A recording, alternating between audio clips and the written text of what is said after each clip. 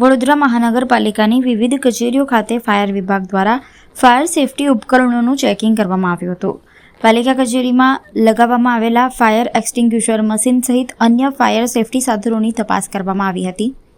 પાલિકા તંત્રની વિવિધ કચેરીઓમાં કુલ 50 કરતાં વધુ સ્થળોએ ફાયર એક્સટિંગ્યુશર લગાવવામાં આવ્યા છે. આ તમામ ફાયર ડિવાઇસીસમાં પ્રેશર, મેન્ટેનન્સ અને એક્સપાયરી ડેટ સહિતની બાબતોનું નિયમિત રીતે ચેકિંગ કરવામાં આવે છે.